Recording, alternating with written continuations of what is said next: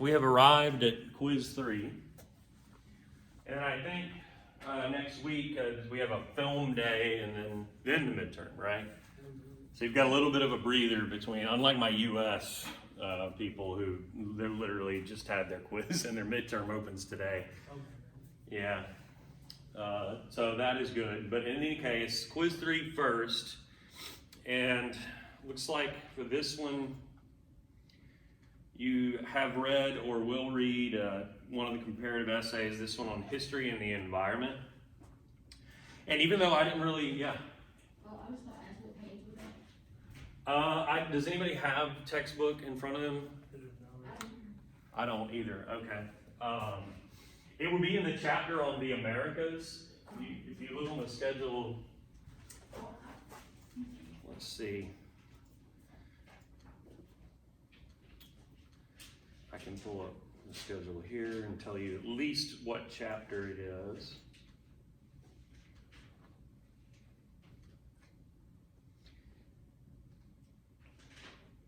Chapter 6. Yeah. It's the first civilizations in the Western Hemisphere. I think it's how they title it. Yeah. It should be in the middle of, or so of that chapter, because it's talking about, in this case, the Moche civilization, which is actually one that I didn't say anything about really, other than, hey, you could read about this in your textbook.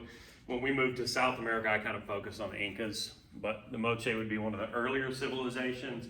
And in that essay, it speculates on what may have contributed to the collapse of that civilization. Sometimes we know that a environmental change has contributed to the decline of a civilization. Sometimes we just kind of speculate as to that.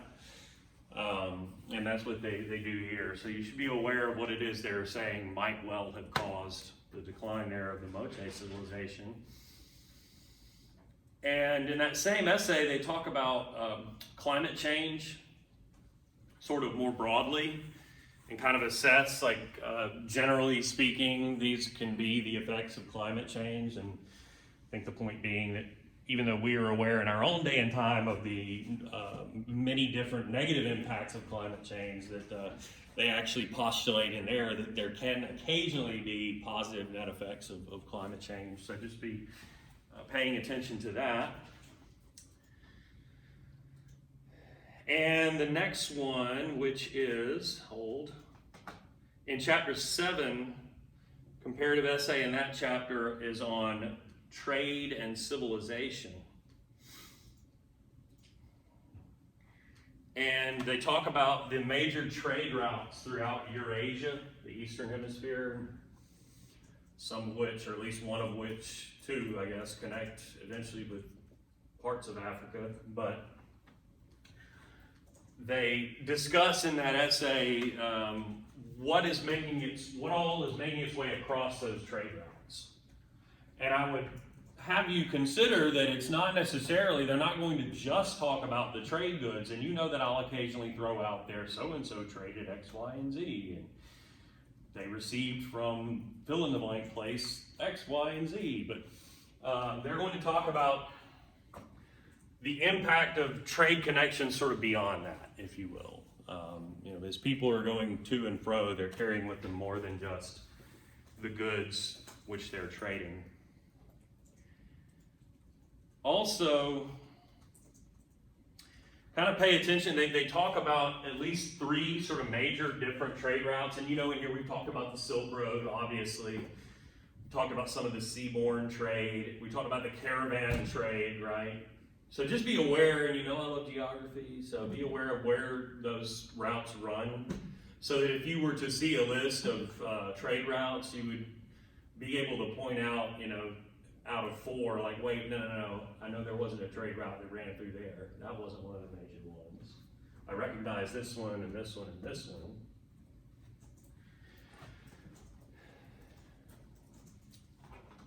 That'll cover it for the document questions. So 2 comparative essays, 2 questions each, basically.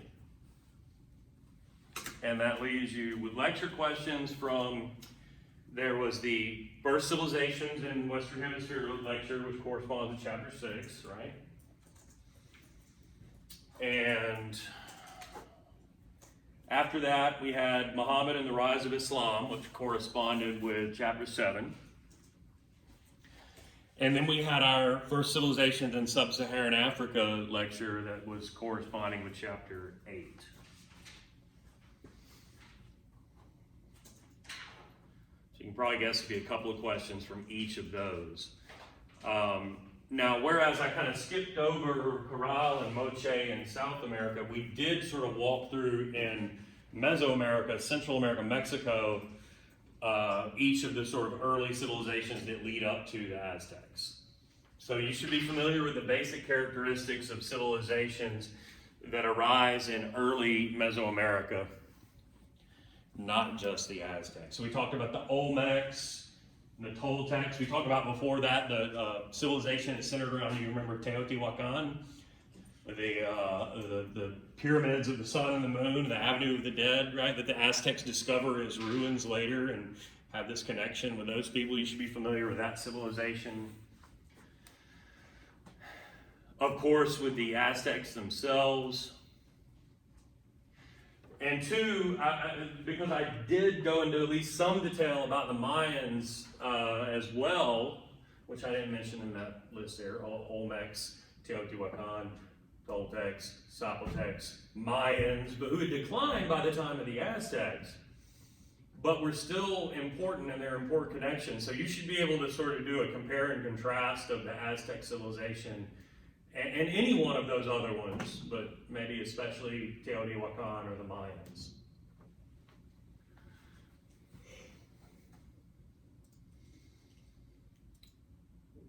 Now with Islam, obviously I talked a little bit about the life of Muhammad, the prophet and messenger, and how he sort of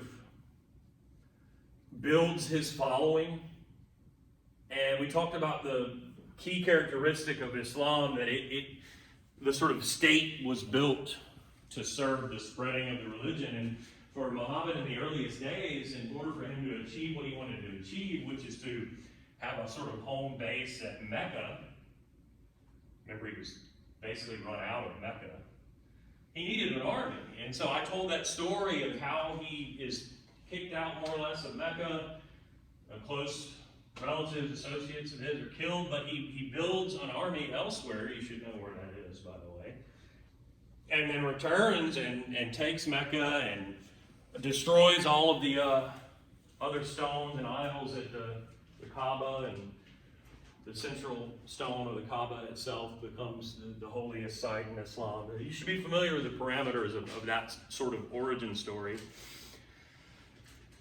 And then in terms of Islam itself, a sort of obvious one is that you should be familiar with the 5 pillars of Islam and be able to identify those.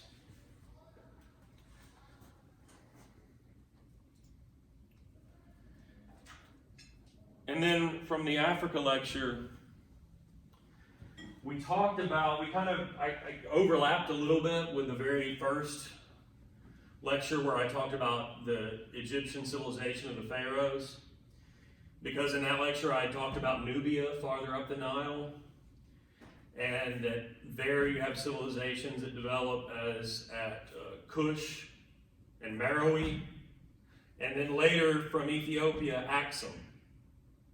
And there were some things that were different about the civilization there at Axum, and you should be familiar with those, that kind of color Egyptian civilization even to this day.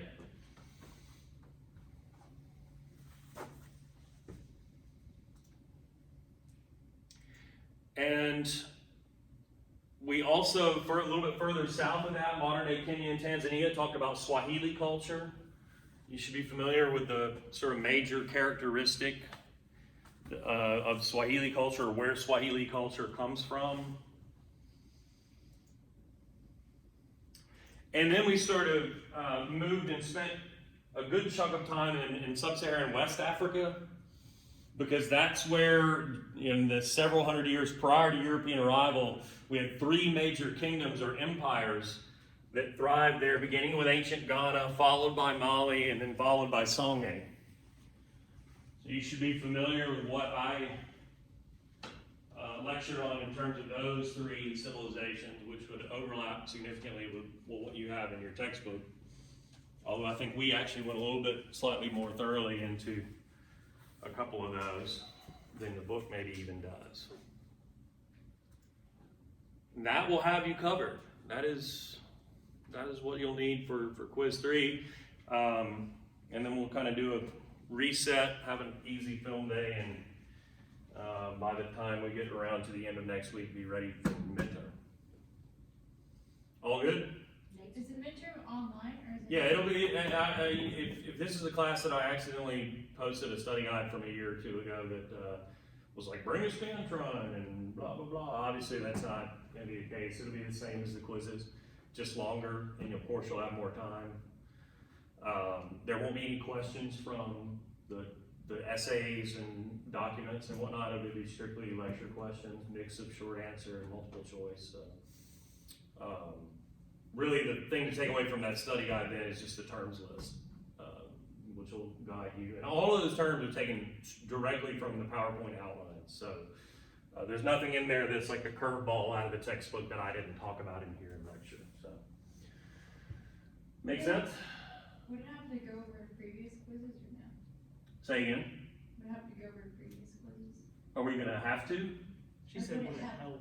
Oh, yes. I mean, not in terms of the sort of first 4 or 5 questions, because again, I'm not gonna ask you about those documents. Yeah. But to review the lecture questions from previous quizzes, I think would be useful. I don't often simply copy and paste those questions, but sometimes I'll kind of ask the same question in a different way. Like a question that maybe was a written response could show up as a multiple choice or vice versa. So it would not be a waste of time to do that, I will say that. Yeah. That being said, if you're to take the first 3 quizzes, lecture questions only, that's only about between 15 and 20 questions, and there's going to be more like 30 some. So there will definitely be questions that are not, facsimiles of the ones from the quizzes, if that makes sense. Yeah. So I guess to more directly answer your question, that would be part of a successful strategy. What else? Yes. So you said you posted the study guide with those times on there? Yeah, my college, it should be there unless I'm mistaken. It is. Okay, yeah. So if you look in content on the right, there's a folder for study guides and it's in there. Or if you scroll down to the second to last announcement, there's a link to it there.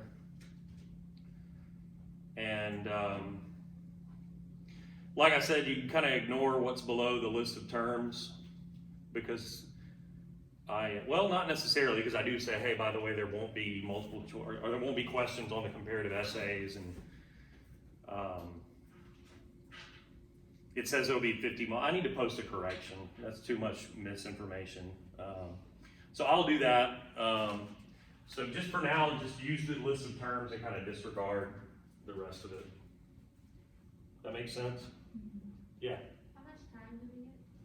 I think 2 hours with, like a 10-minute grace period or something like that. So, because it'll be, like 3 times or so as long as a quiz, and I'm not quite giving you 45 minutes times 3, but it's because about half of them are multiple choice, I think 2 hours is right about enough. Other questions? I'll post, again, a correction announcement that kind of lays out that and everything else that you need to know. Kind of try to set that outside of your mind just for a day or two till you get quiz 3 out of the way, and then refocus. Even though, and think about this too, just because it opens on the next Thursday doesn't mean you have to take it next Thursday. I'll leave it open for like a week. So you could take it over the weekend, you could take it on Monday of the following week or whatever. So you've got a little bit of time. All right, well, if there are no more questions, then let us adjourn.